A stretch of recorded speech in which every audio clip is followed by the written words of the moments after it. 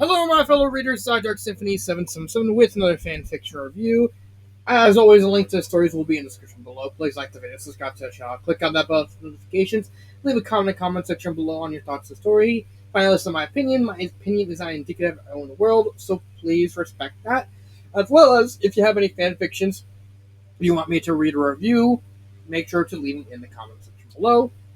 So let's get into the the fanfiction and the story, because I was asked to review a not fanfiction. That's also what we're going to be talking about today. But the first one is, we got to talk about My Annoying Stepbrother by Wonderkin. It is a Vocaloid fanfiction, and I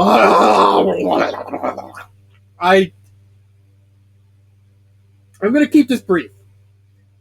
I have never seen such a poor attempt at romance before in my life. I can't. I could. This is the second fanfiction this year I couldn't even finish because it was that bad. I thought, okay, it seems to be something of like a little drama, romance, maybe something with comedy in it involving the Kagami twins, but no, it's I can't I can't I I can't. Okay, what is the plot of the story? The plot is Rin Kagami. I'm just gonna say Kagami because technically they have different last names in this story, but I'm just doing saying Kagami and make it easier. It is just a normal girl who had a father who would travel around and cheat a lot, and that caused him and his mother to break up. But instead of being sympathetic, where no, the guy just keeps doing it, and this causes Ren to have about who knows how many step siblings.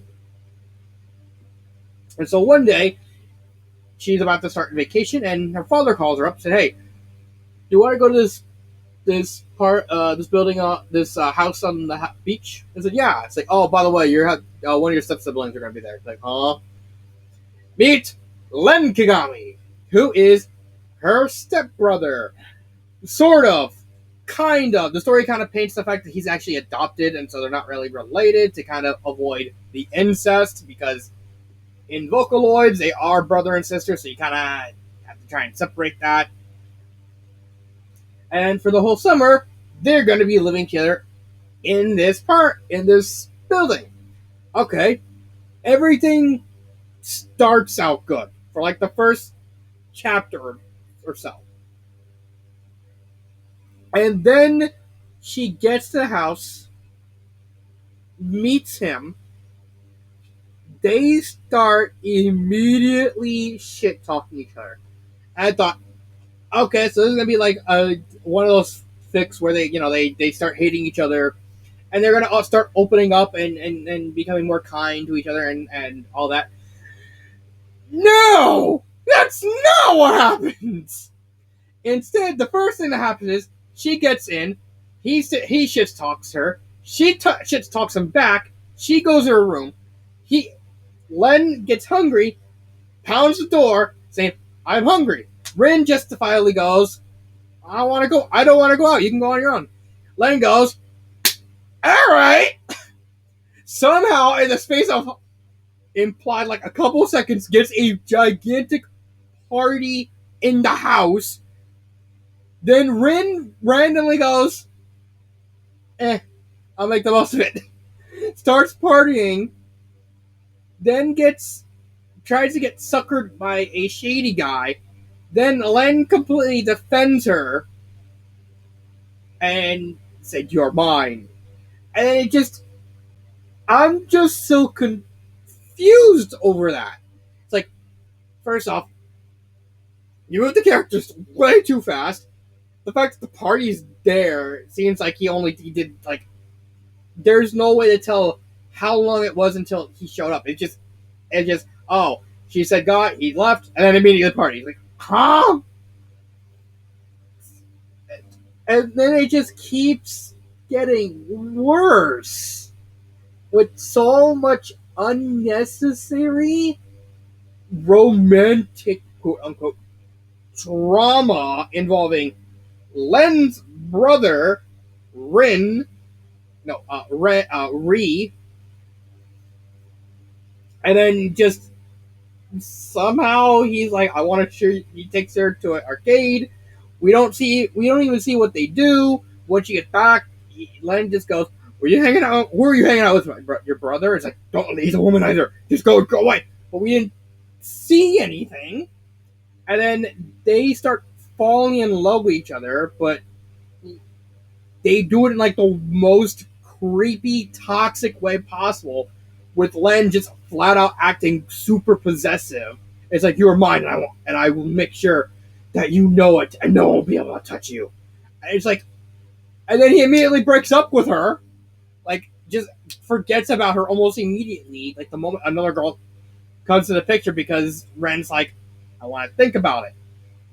And then she falls in love with him. It's like, no, you will be mine. I will court you. And I'm just so confused over how this is all handled. I can't even. Safe to say, that's also That's also the scope of the characters. They are so poorly mishandled and so completely unlikable that it's astounding the author managed to write 22, 3 extra chapters at the end that has nothing to do with the story, but 22 chapters worth of shit. Both Len and Rin are just not even one dimensional.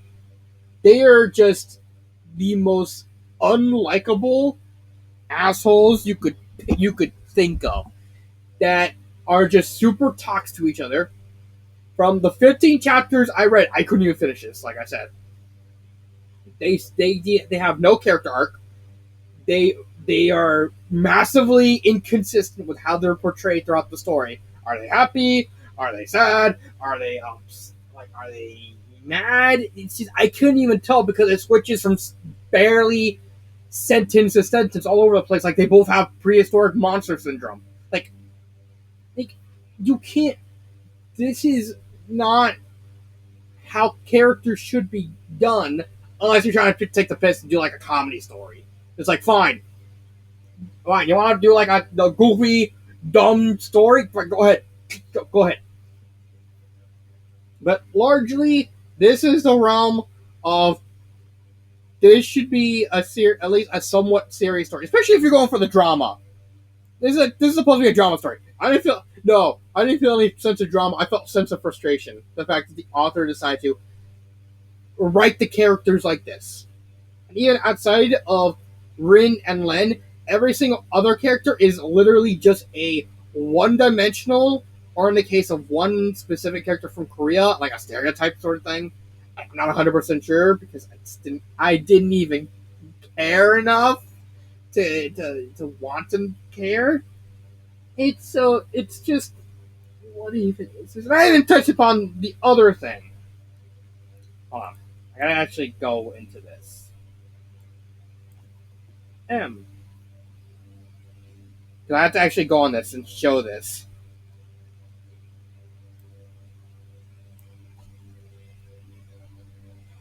I'm not even gonna do the grammar error, the grammar and the pacing, because I want to focus on this before I get to the next story. What is this? This is unforgivable. I think this is just massively insulting. I do not like the idea of begging for reviews. If you write a good story, they will come.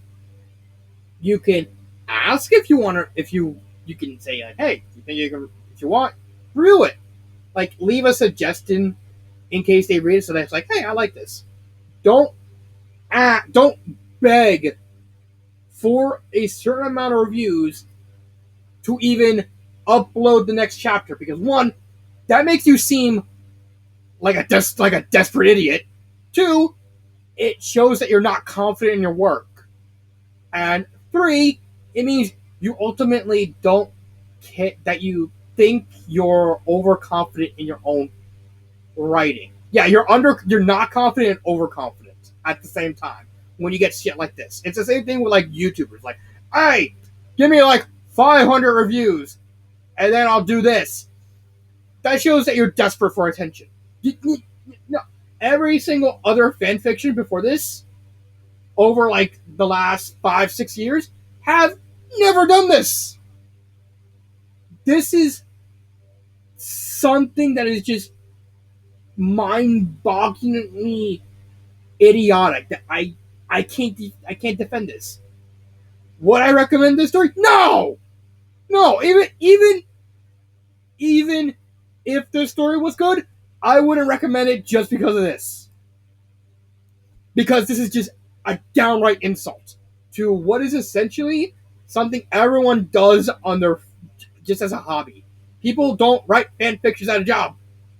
It's not sustainable, and you don't really make much from it outside of like, oh, commission me for a fan fiction if you're like a really big fan fiction author. Like, I don't know, short skirts and explosions would probably do like commissions, and even I don't think he does commissions. This is just a insult to what is a hobby in general. Do I have any favorite parts? I want to say the cough syrup joke, where like Len gets sick and Ren's like holding cough syrup in front of him. It's like, I will not leave you until you drink it. It's like, fine, and then he goes to sleep, and then he wakes up like apparently like an hour later. He wakes up, he sees her still right in front of him with the cough syrup right in his face. It's like, no. He goes back to sleep, sleeps longer, wakes up, sees her, is knocked out, but still has the cough syrup right in front of his face. As to say, like, you're gonna drink this. I'm serious. You're gonna drink this. Which I thought, okay, that got a chuckle out of me.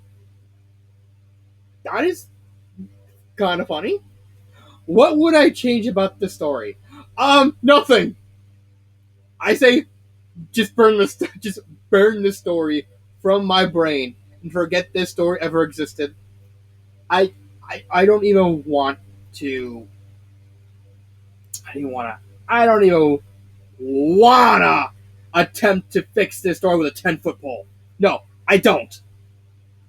Next story. Your Sugarplum, my OG plush. I'm gonna reveal this story's bad too. Not as bad as the Vocaloid one. So, what is this? What kind of fandom it is about? It's not a part of fandom. It's an original work by this author. Actually, asked me to review the story.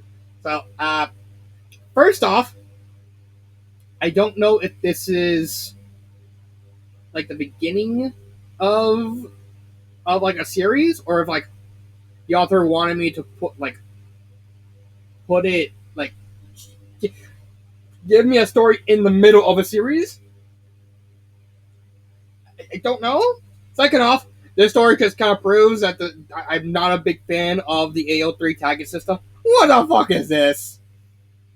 Like, okay, angst, fine, depression, okay, fine, swearing, fine, kind of. Abby is a 12-year-old with a potty mouth. What the fuck is this?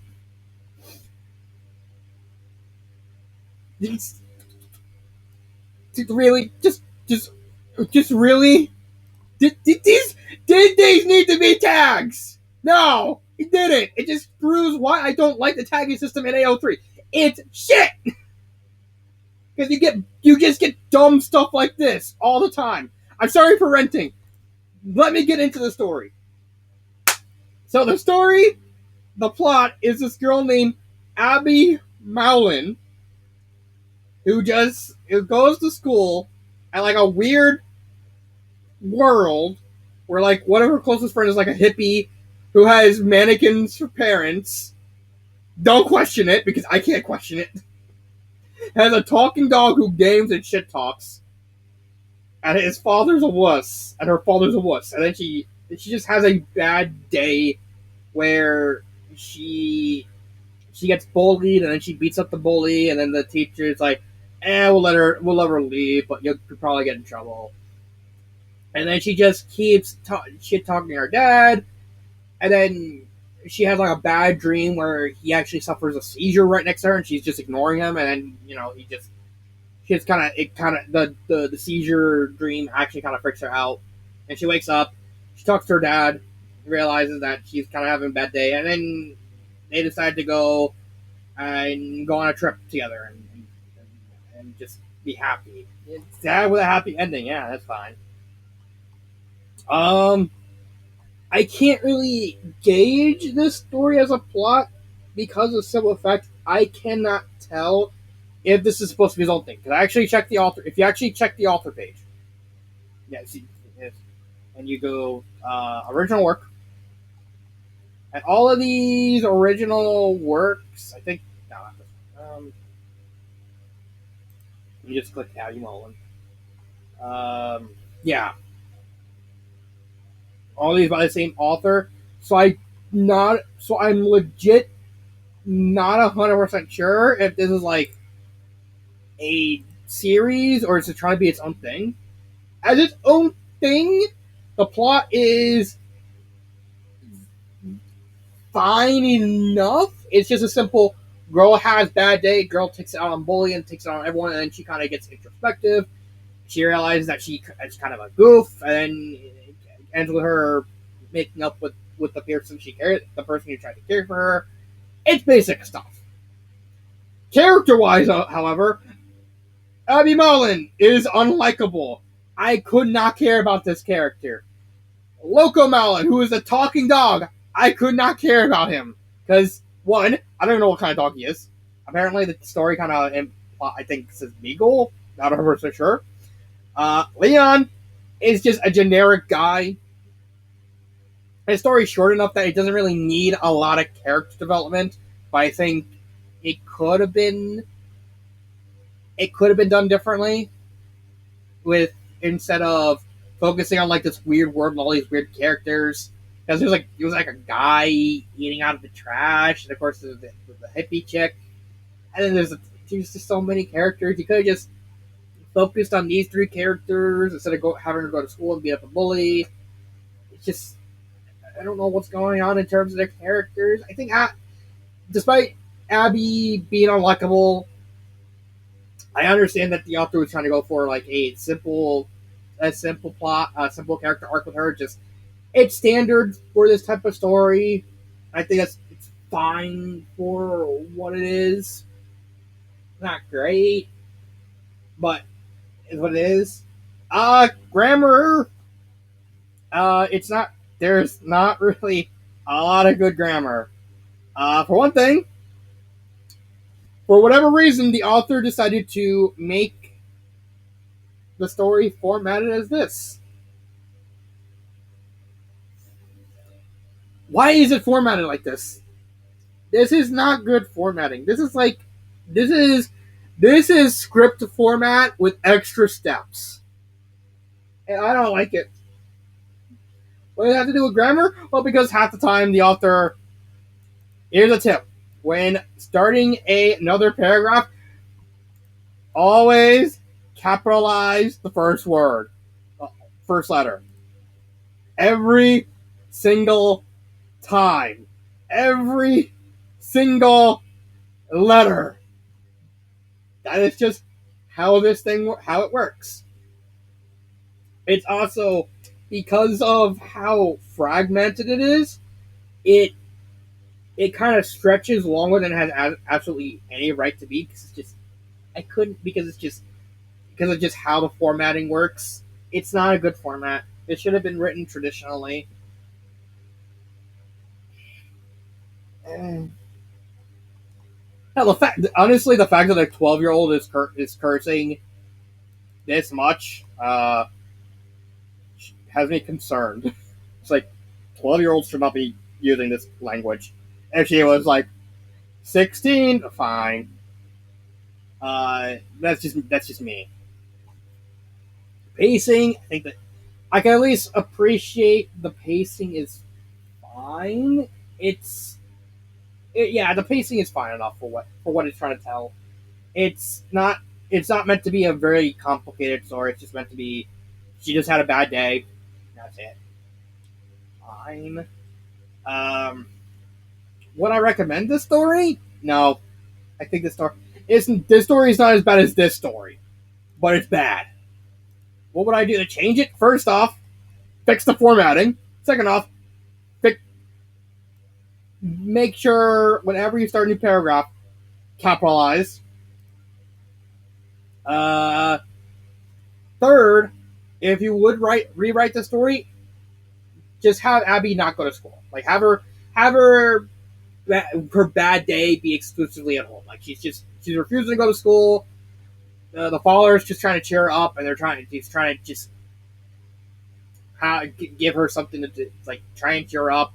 She's refusing. He calls the school, tells her she won't be making it. She probably has like a stomach bug or something like that.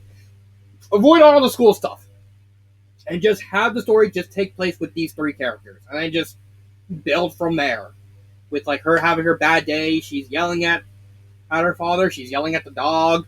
I don't know. Maybe if you want to make her feel bad, have her kick the dog. But then again, Loco seems like a type of person who probably deserved to get kicked because he's kind of a jackass. That's just me. And that's really it. Like there is an idea here, not a good execution, but it's like I can see where OG Plush was going with the idea. And that's really it. Yeah, these two stories I had them together because they're too short. They've been Dark Symphony 777 and